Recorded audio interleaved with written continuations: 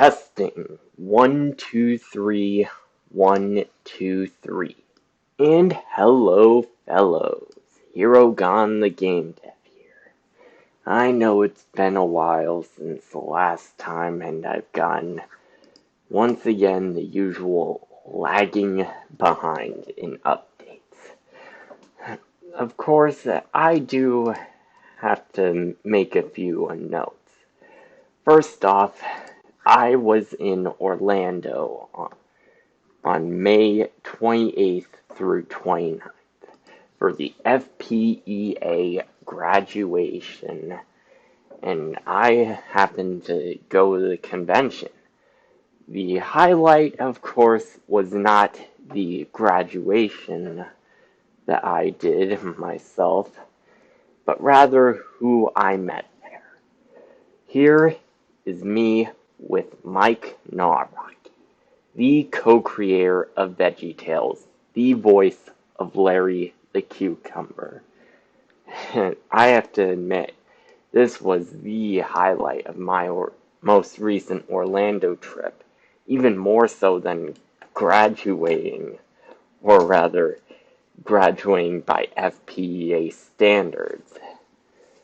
Now, of course, I've also been dealing with my own little life. Hopefully you guys understand how influencers are, that their life can't always be 24/7 influencer stuff. Oftentimes people can have jobs, their own stuff they want to do, or they just need a bit of a break. Thankfully, I am now getting a fight log and a martial arts madness devlog. Now, first off, the first update, which is the splash screens and intro movie. Now, in project settings, I added a little something here. This is startup movies. These are the movies that will play on startup. A lot like what you have for things like Crash Bandicoot 4 It's About Time with the Toys for Bob logo and Crash's animations there. Now, in order to even see this stuff, you will need to do a standalone game. If you just do selected viewport, no startup movie will be on there. Now, you will need to at least give the standalone game a moment to load up. And there we have it. The Unreal Engine logo is animating. Oh, and you can even skip these ones before they're even done. So that's a bit of a bonus there. But it still takes a bit of time to load the whole stuff right here. And there we have it. Now, second was setting up the player controllers. Now, if anyone is confused, let's just say that I moved over some of my old character code from this into what's known as base player controller. Now going into the setup input component part of the character code, you'll see a few changes.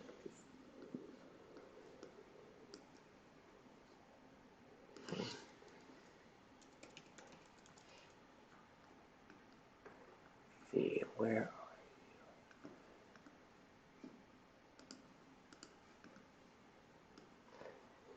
you?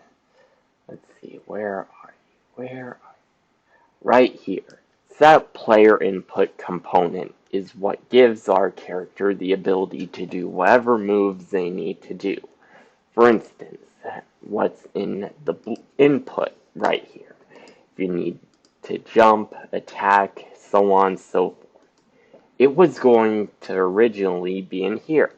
However, thanks to Shawnthebro's updates with his programming tutorials, he has now put all of that into what's known as base player control.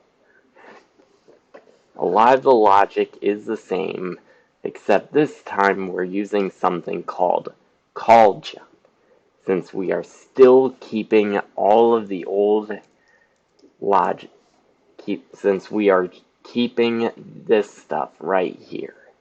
However, since our input components are now in base player controller, we need to make use of something different. Hence this.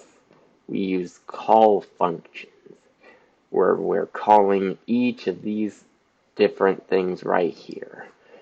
And once they're done, our possessed pawn right here, which in this case is whatever character we are, will do these said things right in the character code.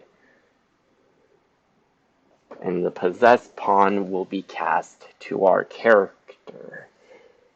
Now, this is also useful for giving some modifications to input capturing without use of character class, and it can prepare for future topics, as Sean says in this description here, like tag matches and match states.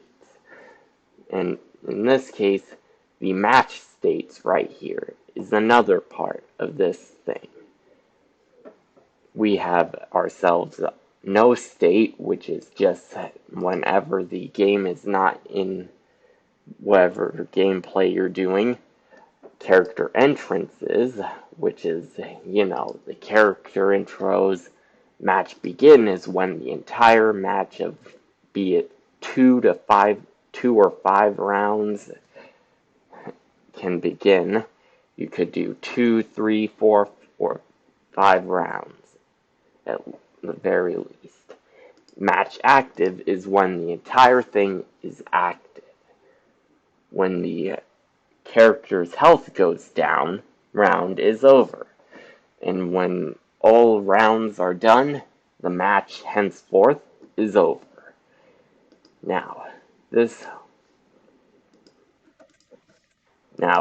was of course done in 2 parts.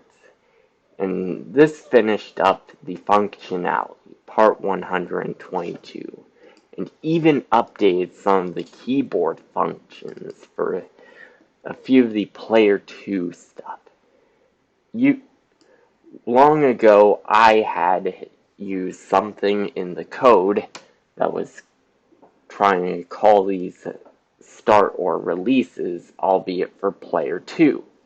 Now, thanks to base player controller existing, all we need is just a player 2 reference here, and casting it to the base player controller. And you do this for all of the call start and call release attacks here. And it can even be used right in move right P2.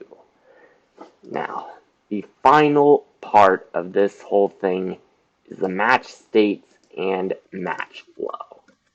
Now, as I was saying earlier, we have ourselves an enum class called eMatchState. You might be wondering, what exactly is that used for? Well, good thing you asked, because here we shall see. Now we go into a fight, then go down to learn versus practice, then we choose our characters. There's a bit of weird stuff going on, but look right down here. This is match state. Right now, it's in no state, which means gameplay hasn't started yet. Once we start, however, take a closer look at this no state right here. It's then turned to character entry. And as you can see, my Mac computer is a little slow today, so sorry about that.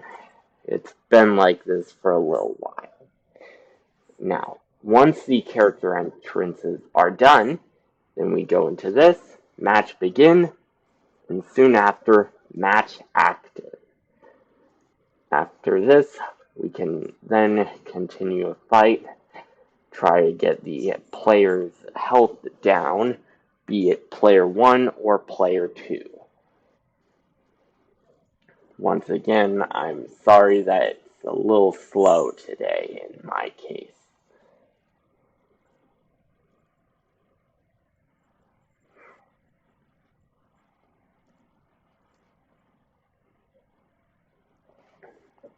We keep going through the whole of player 2 or player 1's health bar, and keep looking down at the match state there and the details. Then, round over. With that, the round is now over, and it will soon be going back into match active. Ready, fight happens again, then match is active. So yeah, a lot of updates here and there, 4 videos, almost a month. It's a little nuts, but hey, at least I've made it. Once again, I'd like to thank Shawnthebro here for his fantastic work with programming in Unreal Engine 4 and teaching many new generations the art of trying to program in Unreal Engine. Once again, please follow whatever he has as his socials. I do hope that anyone that wants to make video games out there, one, you gotta see this guy if you're doing an Unreal Engine 4 or 5 in this case now, and two, be prepared to go through a lot of coding and finding your way out of things. Now, with that being said, that brings the fighting game Funlog side of this whole video update here. The next part is the Martial Arts Madness devlog. This game is intended to be a simple 2D platformer demo of 3 levels. It's still in a prototype state of sorts, so I can't exactly release it out just yet. My intentions with this is to, at the very least, get a bit of a fallback, because if my first game happened to be a fighting game, then it would probably not be good. If I did something else, on the other hand, that was a little more simpler, I'd probably be a little safer here. Now, if you notice, I've added a lot of enemies here since the last time I've kept you updated on Martial Arts Madness. Heck, I'm even gonna say that I've probably got almost all enemies placed in the entire level 1 of this area. And sure, it's a little bit barren, and there might not be as much background to look at, but I am hoping to at least improve in the later few months. The intended release date is going to be around 2023, close to my 20th birthday. So if this game comes out by then, I hope you guys give it a try wherever it might be. Anyways, if you've stayed around long enough for this video, thanks for being there with me. Thanks for giving follows, likes, and subscribing. Or whatever.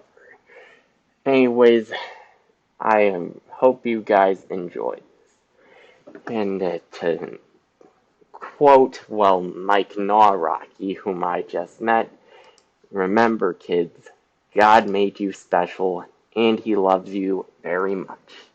Goodbye, everyone.